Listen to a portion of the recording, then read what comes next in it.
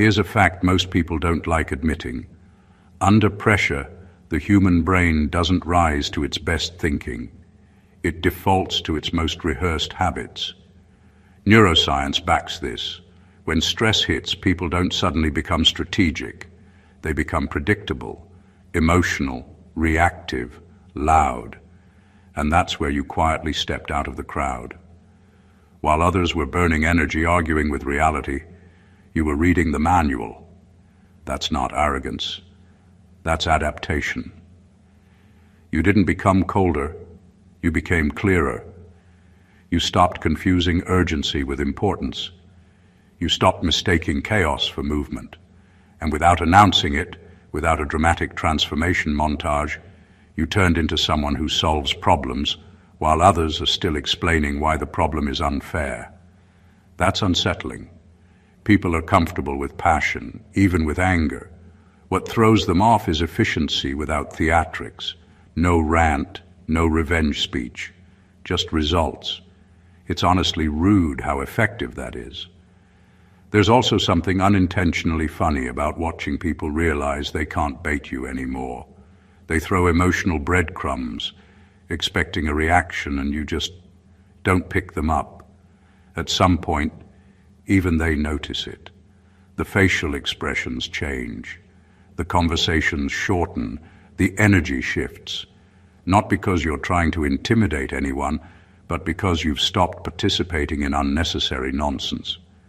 And nothing confuses a noisy world more than someone who refuses to overcomplicate things. It's about being finished with inefficiency, mental, emotional, and social. You didn't wake up one day and decide to be different. Life trained you. Pressure refined you. Repetition hardened your thinking. Now you move with a kind of quiet certainty that doesn't need permission. And that's why they're gasping. Not out of fear, but out of sudden awareness. They're finally dealing with someone who doesn't argue with problems. They end them. Number one, you don't react emotionally because emotions are no longer where you solve problems. At some point, you realize that reacting emotionally wasn't strength, it was delay. Not because emotions are useless, but because they're slow. They take time to settle, time to explain themselves, time to be validated. And life doesn't wait for any of that. So without making a big announcement, you stopped letting emotions sit in the driver's seat. You still feel things. You're human. But you no longer build decisions inside those feelings. You extract the information and move on. That's the part people don't understand. They think calm means detached, or worse, uncaring. What they don't see is that you already went through the emotional phase when no one was watching. You've cried in private, wrestled with disappointment, replayed conversations in your head at 3 a.m., and come out the other side with clarity. By the time the situation shows up again, you're already done processing. To them, it looks like you're cold. In reality, you're finished. Emotional reactions used to cost you time. They pulled you into arguments that went nowhere and explanations that changed nothing. You noticed the pattern. Every time emotions led, solutions stalled, so you made a quiet switch. Now, when something happens, your first instinct isn't to defend, complain, or explode. It's to ask what can actually be done. That shift alone puts you in a different category. People around you still expect the old version, the one who would react, explain, or get visibly affected. When that doesn't happen, they feel off balance. They keep talking, adding pressure, raising their tone, hoping to trigger something familiar. Nothing comes. You're already working on the fix while they're still processing the feeling. This isn't emotional suppression. Suppression leaks. This is emotional efficiency. You let emotions do their job quickly and then step aside. That's why your responses feel clean, your decisions firm, and your presence heavier than your words. You're not trying to prove anything. You're just solving what's in front of you. And when people finally notice, it hits them hard. You're not playing the emotional game anymore, and that changes the entire dynamic. Number two, You treat crises like raw material, not personal attacks. Most people experience a crisis as something that happens to them. It feels insulting, unfair, almost targeted. Their first response is emotional self-defense, anger, blame, panic, or a long explanation about why this shouldn't be happening. You moved past that stage. Somewhere along the way, you realized that taking a crisis personally wastes the one thing it actually offers: usable information. So instead of flinching, you started paying attention. When something breaks, your mind doesn't rush to protect your ego. It goes straight to assessment. What failed? Why it failed? What this failure exposes? You treat the situation the way a mechanic treats a broken engine, not as an attack, but as a system revealing its weak points. That alone puts you ahead, because while others are still offended, you're already learning. This approach didn't come from comfort. It came from being forced to deal with problems repeatedly, often without support. After a while, you noticed that reacting emotionally never fixed anything. It just added noise. The moment you stopped asking, "Why is this happening to me?" and started asking, "What can I use from this?" everything changed. Pressure stopped feeling like punishment and started feeling like input. That's why crises don't paralyze you. They sharpen you. You break them down into parts, strip out what's useless, and keep what helps you move forward. Other people see chaos. You see structure trying to emerge. And that difference shows in how fast you recover and how little drama follows you. To outsiders, this can look unsettling. They expect outrage, fear, or collapse. Instead, they see focus. They're venting while you're adjusting. They're still narrating the disaster while you're quietly redesigning your next move. It creates an uncomfortable gap. They feel exposed because the crisis that overwhelmed them barely slowed you down. You're not immune to stress. You're just no longer impressed by it. You don't deny the difficulty. You deny it control over your thinking. Every crisis becomes material for refinement, not proof of failure. And once people notice that problems don't weaken you but feed your growth, they realize something important has shifted. You're not surviving situations anymore. You're using them. Number 3, you stopped seeking fairness and started engineering outcomes.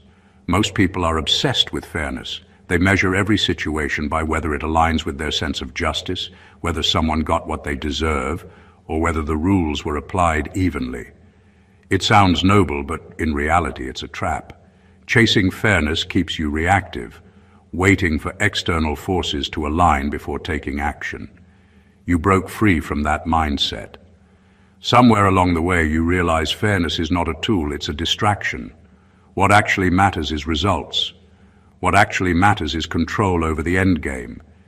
You don't wait for the universe, for people, or for circumstances to be just. You see the raw mechanics of the situation, the variables, the weaknesses, the levers, and you manipulate them. That's how you turn an impossible-looking scenario into a solution. While they're stuck counting who's right and who's wrong, you're already reshaping the outcome to your advantage. They panic because fairness is all they understand. You operate in results, and results aren't bound by morality or expectations. This shift didn't happen overnight. It came from repeated experiences where fairness failed you. People lied, rules bent against you, and life gave you consequences without rhyme or reason. And every time you learned one brutal truth: waiting for fairness will get you crushed, but engineering outcomes will get you free. You stopped asking for approval, validation, or even acknowledgement, because you realized the world rarely distributes justice evenly. You started asking one question instead: how do I get to the result I need with what I have right now? That mindset makes you uncomfortable for others without trying. They still argue, debate, or complain, hoping to invoke fairness. You quietly move the pieces on the board. They're shocked because they expected reaction. They didn't expect precision. You're not just surviving injustice, you're using it as fuel. Every imbalance becomes an advantage. every unfair rule a tool. And when they finally see it, the realization hits them like a punch. Fairness never mattered to you, but you always mattered to the outcome. That's why they gasp. You're operating on a completely different plane. Number 4, you don't need to be understood to be effective. Most people live their lives desperate to be understood. Every move, every word, every decision is accompanied by an unspoken hope. Someone will get it. They want acknowledgement, validation, agreement. They believe clarity is the foundation of influence. You broke that illusion. Somewhere along the way, you realized that understanding is optional when execution is undeniable. People don't need to grasp your reasoning to feel the impact of your actions. Results speak louder than explanations ever could. This is why your presence unsettles them. They're still stuck on the idea that persuasion and explanation are necessary to lead or influence. You, on the other hand, operate without that crutch. You act decisively, solve problems, and shift outcomes, regardless of whether anyone fully sees your method. They expect dialogue, debate, or approval. You offer none. They try to question, challenge, or control, but your effectiveness isn't contingent on their comprehension. That silence, that unbothered motion, they misread it as weakness. In reality, it's precision. You don't spend time justifying, rationalizing, or defending. You analyze, plan, and execute. Their confusion doesn't slow you. Misinterpretation doesn't derail you. They can mislabel you, misjudge your intentions, even misunderstand your end game. But the results arrive exactly as you designed them.